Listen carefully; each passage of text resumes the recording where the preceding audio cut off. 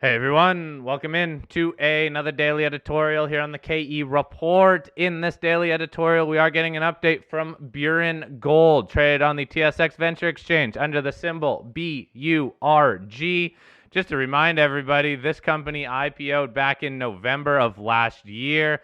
I hosted a webinar with the CEO, who is also joining me here, Dave Clark, back at the tail end of November. I will post that webinar below this interview so everyone can get up to speed on the big picture process and big picture plans for this company.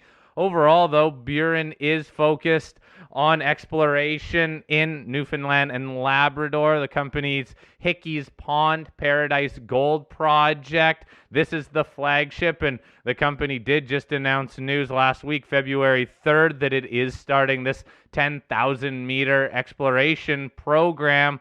Dave, let's start off by kind of recapping the stage of this project, because the company did a small drill program back in 2020, and then 2021, because you were going through the IPO process, there was no drilling. And then this year, shortly after the IPO, which just happened a couple months ago, you're getting a drill on the ground. I understand you're going to have 2 drills coming onto site to really start to drill this project off. Take us through how you have built up to this stage now where you are kicking off a 10,000 meter drill program. Yeah, thanks, Cory. When we did our initial round of drilling back in 2020, that was as a private company, and we were testing the historical Hickey's Pond showing, which has some historical grade on surface and where we had some pretty exciting channel results that we did back in 2018. And those drill holes were really encouraging. We drilled 6 holes were completed to depth, and they all intersected gold mineralization.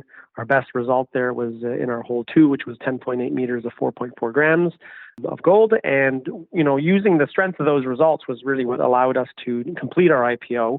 And that process took the usual amount of time through 2021. So we had sort of a period of quiescence there on the exploration front. And with the Treasury now fully funded, we've announced a 10,000 meter program to pick up where we left off essentially in late 2020. And so the objective of that first phase of drilling is going to be to head back to Hickey's Pond and drill out on a resource level the outcrop around Hickey's Pond, following the strike of our geophysical anomaly, and really trying to start to test it out as we move out. How much ore is here? How much mineralization is present? What does it look like? What's the grade? So it's going to be on a systematic basis for that first drill. We're going to be just stepping out from Hickey's Pond and moving outwards along strike. Our second drill, which hopefully we'll be mobilizing in the next couple of weeks, subject to weather, is going to be hitting some of the other targets on the property that have never seen a drill hole. So there's a whole slew of targets that have great surface alteration, gold on surface, been documented in the past by industry workers, government workers, academic workers, and for one reason or another have never been drilled. So we have some geophysical coverage over that. We have some pretty exciting targets to hit. And that second drill will be doing that sort of blue sky wildcat drilling on all of those targets that have never seen any drilling in the past. So quick comment just on this Hickey's Pond, where you're starting the drilling from that past drill results that did hit all 6 of those holes hitting grade. What's the current size then that you know for Hickey's Pond, understanding that it has been limited drilling here, at least to kick you off? Well, the 6 holes that we completed were done over about 400 meters of strike, give or take. So, we tested from underneath the old historical showing, and then we moved out to the west, to the southwest from there, and a little bit to the northeast. We hit gold in every hole. So what we confirmed with that drilling in 2020 was that the footprint that you see in the alteration in the geophysical chargeability product, which is a long sort of linear feature which stretches over 7 kilometers, we tested it over about 400 meters and confirmed that there was indeed the right type of alteration, the right type of mineralization, and in fact gold in every hole. So we've only tested about 10% of the overall geophysical signature, found some gold, mineralization in every hole. And the drilling that we're starting now is going to build on that essentially. So we're going to start doing both infill drilling, because we did some pretty aggressive step outs with that 2020 program just to test some of the broad features we were seeing. So we'll be doing some infill drilling in and around there. We're going to be expanding the footprint of it. We're going to be testing it deeper. So we'll be doing both down dip along strike and infill drilling, really, to just get an idea of what the overall footprint is. But so far, to answer your question, we've tested somewhere around 400 meters of strike. Okay, which, as you said, about 10% of the overall geophysical signature. Now, you did mention that this is going to be resource level drilling, but it sounds like it's still early on, and quite frankly, there's still a lot of potential extensions to where you have already hit. Are you planning on coming out with some sort of a resource at the tail end of this drill program?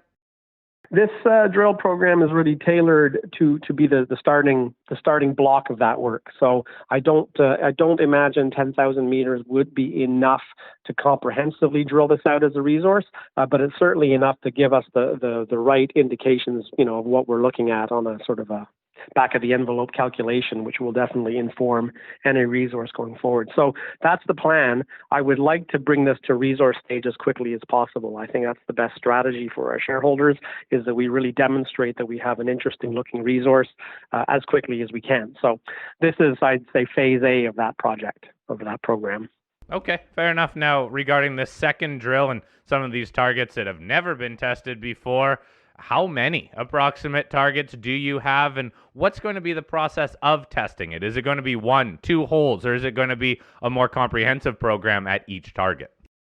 Well, I guess I could break them down into 2 different categories. We have some targets, like if you follow Hickey's pond down to the southwest, it's a long linear trend, and eventually you hit a target called Tower. Tower is a very easy target to get to. There's already like a government-maintained dirt road that runs almost right to it. So that's a very logistically easy target to hit. We also have some geophysical coverage over that from our 2019 survey. That one I would say is drill ready. We could bring in a drill there. Now, at Tower, you're looking at exposed mineralization over 300 or 400 meters on strike. There's never been a drill hole there. So if you wanted to give it a good first test, you'd probably be looking at, something like 3 or 4 drill sections with maybe 2 holes a section. So something like 6 or 8 holes would probably give you a good idea of what you're looking at Tower as a starting spot. There are other targets on a different trend called the strange Bullwinkle Ridge trend, which if you look at our website, you can see some maps that show that trend. That's about a 6-kilometer long trend and has a whole number of showings along it. This is a trend that we currently don't have geophysics over. Our geophysical contractor has been on site for the last couple of months. They've been working on getting our airborne survey completed, so we should have geophysical coverage over this in the next couple of weeks, and I'm hopeful that will also be an extra layer of information we use for targeting at that level. At the moment on that trend, we have a lot of beautiful exposure on surface at the showing level that shows like the right kind of alteration signatures we're looking for, the right kind of residual quartz, the right kind of alunites, all that kind of thing that you're looking for. So it should be a fairly straightforward process of putting in a couple of drill holes per showing. What we're looking for at that level is we're looking for encouragement to keep going. So we're going to put in a few drill holes per showing, see what the subsurface looks like, and let the results guide our future exploration. Now, how about permits for any of these targets? Do you still need to go through a lot of permitting work? It sounds like some are very much ready to go, but what about the broad package of targets? We have at present a granted exploration approval for, it was a total of 50 drill holes that covers the entire property package essentially, or at least the corridors that we're interested in. So we're fully permitted at present. We're going to need to update that permit in the spring and the late spring. Each permit is good for a year, so we'll need to get an updated one. But we're fully permitted for drilling activities at the moment. It's really just a question of getting that second drill in there and getting started. Okay, and that first drill, it is started too, so this will be interesting to follow along. One thing we always seem to need to ask when it comes to new drill programs or just drill programs that are ongoing deals with assay turnaround time. Last year, boy oh boy, everybody was still handcuffed waiting. Some companies are still waiting for assays to come back from drill holes drilled months and months ago. What's your forecast in terms of how you guys will be able to get the assays back from the labs? Yeah, well, my philosophy has always been we try to expedite our samples to the lab as quickly as possible. We try not to get a backlog of drill core in our own core shed. That's the first part of any solution. Oftentimes people get quite behind in terms of cutting, and they have thousands of meters of core that hasn't even been cut yet. So that can be one source of delay. So if we get that core out as quickly as we can, right now we're looking. I was speaking to the lab manager of our lab in Newfoundland, and they're looking at something like 8 to 10 weeks turnaround for gold fire assays. So if we can, if we apply that conservatively and give ourselves a bit of a margin of error there and say 10 to 12 weeks, that kind of gives you an idea of when we'd be looking at being able to share initial assay results with the shareholders. So we can anticipate, our first batch of core will be going in early next week to the assay lab. So you're looking, sort of first to second week of February. Then you can do the math and figure out that, if we assume we're going to be 10 weeks, for example, it's 2.5 months. So that'll take you through February, March. So you're looking at early April, very likely, for those first assay results. We do plan on communicating assay results frequently in batches as the holes come in. So we won't be, we'll never be sitting on results or anything like that. They'll be communicated to shareholders in as timely a manner as they can. So I'm looking at something like that. I think that's a conservative figure, and I don't anticipate that it will change dramatically. But as you said, it is a patience game at the moment. All the assay labs are full up and doing what they can. But it's certainly frustrating for anybody waiting on results. Yes, it is. That's just unfortunately the way the market has been, or at least these assay turnaround times have been. But it sounds like you guys are on top of it. And again, there's unfortunately not much a company can do.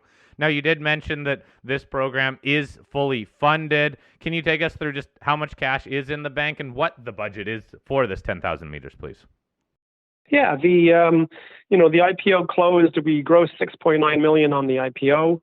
We're looking right now at something like $3.5 million of hard dollars and just over $2 million in flow through. So we'll be using as much of the flow through as we can early on. Certainly, that's enough to get us a good chunk of drilling done just on the flow through funds that we have. And we'll be looking, with any favorable results in the spring, hopefully looking at doing a raise at a favorable time to try to conserve our hard dollar treasury as much as possible. But I think we're fully funded for this first phase of exploration, and we should be in a good position to generate a lot of news, I think, with the treasury we have on hand. Okay, Dave, really appreciate this update. If anybody has any follow-up questions, please email me, fleck@kereport.com.